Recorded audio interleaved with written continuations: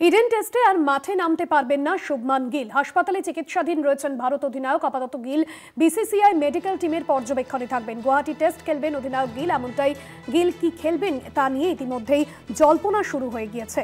কারণ শুভমান গিল গতকালই আমরা দেখেছিলাম যে সাইমন হার্মারের একটি বল নিতে গিয়ে তিনি পেশিতে টান লাগে 3 রান করে তিনি মাঠ ছাড়েন, রিটায়ার্ড আউট হয়ে মাঠ ছাড়েন এবং তারপরে যেমনটা জানা যায় যে তাকে হাসপাতালে নিয়ে যাওয়া হয়, বেসরকারি হাসপাতালে নিয়ে যাওয়া হয়, সেখানে তার স্ক্যানও করা হয়। এই মুহূর্তে তিনি বিসিসিআই এর মেডিকেল টিমের পর্যবেক্ষণে রয়েছেন, এমনটাই সোশ্যাল মিডিয়ায় বিসিসিআই এর তরফে জানানো হয়েছে। ডিজিটাল হেড অর্পণ ঘোষ রয়েছেন ফোন লাইনে।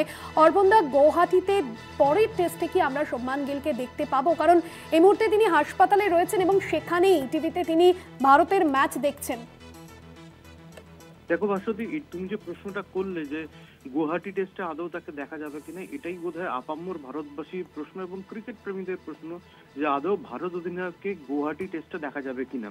দেখো, আজকে ইডেন টেস্ট চলছে। প্রথম 10 রানে 2 উইকেট হারিয়ে কিন্তু কার্যত বলা যেতে পারে কোণঠাসা ভারত এবং মাত্র 7 উইকেট নিতে হবে দক্ষিণ আফ্রিকাকেও এবং এখনো কিন্তু 114 রান করতে হবে এই পিচে ভারতীয় ব্যাটারদের, যেটা যথেষ্ট কঠিন।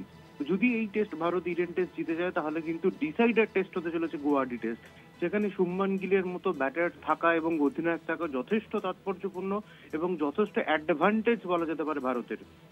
তাই টিম ম্যানেজমেন্ট এবং medical board, BCCI medical board চেষ্টা করছে যত দ্রুত সম্ভব শুভমান গিলকে মাঠে ফিরিয়ে আনার।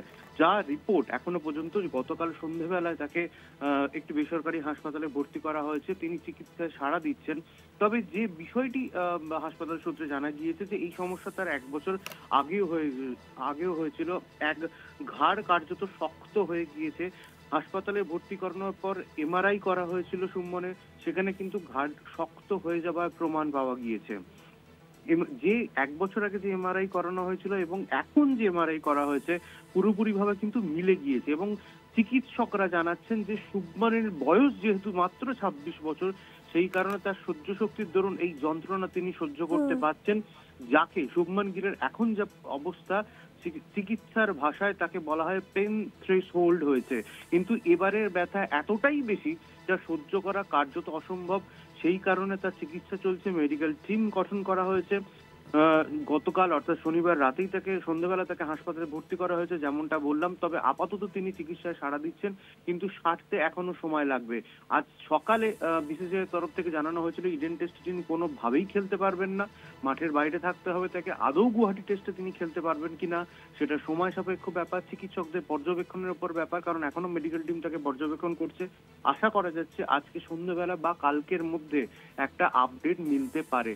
তবে এখনো পর্যন্ত যা খবর বিসিসিআই এর তরফ থেকে, হয়তো গুয়াহাটি টেস্টে খেলতে পারেন শুভমান গিল। ভাস্বতী, ধন্যবাদ জানাবো অর্পণদা।